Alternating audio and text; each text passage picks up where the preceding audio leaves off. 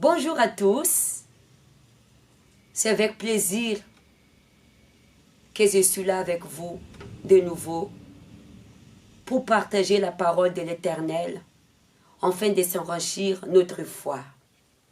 Je vous demande d'ouvrir votre Bible dans Jean 15 à partir de 13 à 15. Amen. Nous allons méditer quelle est la volonté de Dieu dans notre vie. Verset 13.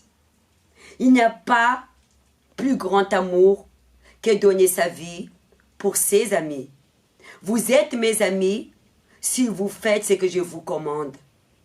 Je ne vous appelle plus serviteur, parce que le serviteur ne sait pas ce qu'il fait son maître. Mais je vous appelle amis, parce que je vous ai fait connaître tout ce que j'ai appris de mon Père. Jésus ici, il nous traite comme ses amis. Il s'est donné sa vie sur la croix, sans que nous le connaissons. Nous n'existons pas avant, quand Jésus est venu descendu sur la terre. Il a fait par l'obéissance du Père.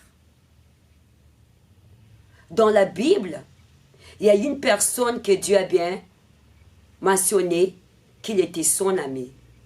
Nous parlons d'Abraham, le père de la foi. Dieu il l'appela en disant « Quitte ta patrie et ta famille ». Et Abraham, il a eu confiance à cette parole. Il s'est obéi, il s'est donné. D'être ami, c'est d'avoir la confiance en Dieu et obéir à sa parole, de se donner à lui totalement. Et Jésus ici, il avait la confiance à ses disciples. C'est pourquoi il s'est donné. Il n'avait rien à cacher à ses disciples. Être ami, d'abord basé par la confiance.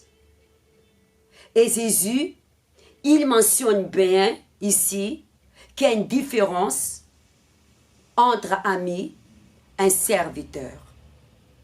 De quelle position vous êtes? Dieu vous a appelé à être un serviteur ou Dieu vous a appelé à être un ami? Parce que Jésus ici, il nous valorise de nous appeler amis. Parce qu'il a dit lui-même, il n'y a pas plus grand amour que donner sa vie pour ses amis. Il s'est donné sa vie sur la croix.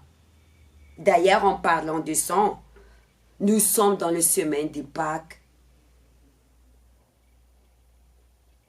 Que Jésus s'est donné.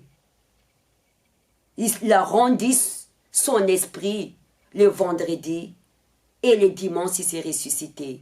Il s'est donné corps, âme, esprit, afin que nous puissions connaître la vie éternelle. Amen. Il y a deux personnes qui viennent dans la présence de Dieu, dans la maison de Dieu. Une personne, il s'est nommé comme un serviteur, l'autre ami. Jésus a dit, si vous faites ce que je vous commande, je ne vous appelle plus un serviteur. Parce que le serviteur ne sait pas ce qu'il fait son maître. Mais je vous appelle mes amis, parce que je fais vous connaître tout ce que mon Père m'a fait connaître. Cela implique l'amour et la confiance. Il y a des personnes qui servent Dieu. Servir, c'est à travers la foi. C'est le serviteur. Mais ami, c'est à travers l'amour et c'est l'être. L'œuvre, ce n'est pas ce que nous faisons. C'est que nous avons à l'intérieur de nous que nous devrons transmettre. D'être un bon témoignage. avoir un bon caractère. Mais un serviteur, c'est dans les faire. Ami, c'est dans l'être. Il se donne totalement à son ami, qui est Jésus-Christ. Ami, ne se limitez pas. Mais un serviteur, il se limite. Il est fait juste ce qu'on lui ordonne. Mais un ami, il ne se limite pas. Il se sent souci de bien-être de son ami. Ami, c'est plus profond, c'est au-delà de serviteur. Il y a des personnes qui travaillent pour Dieu, mais ils ne servent pas Dieu. C'est comme une personne qui travaille dans une entreprise. Il travaille, il sera récompensé à la fin du mois parce qu'on doit lui donner ce qu'on a dû. Cela veut dire, s'il ne travaille pas, il ne serait pas payé.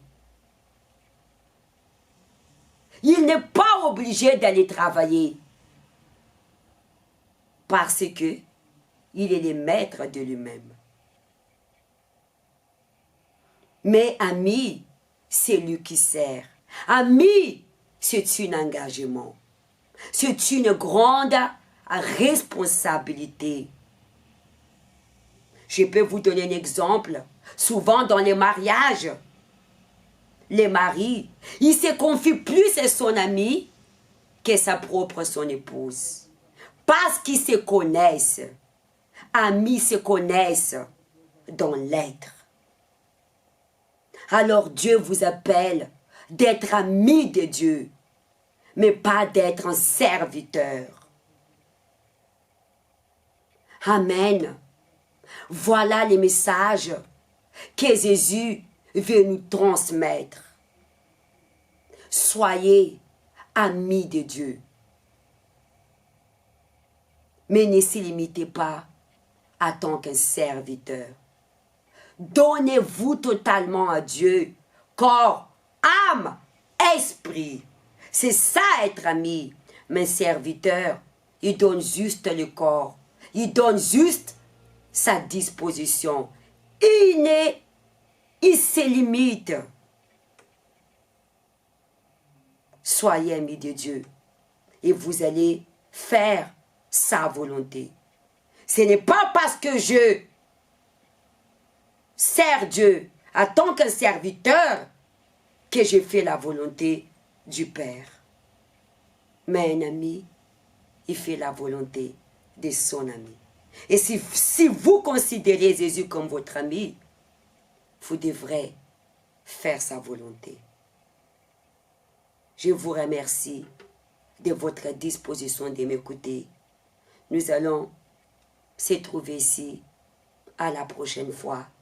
Que je vous souhaite une bonne journée et bonne fête de Pâques. Que Dieu vous bénisse.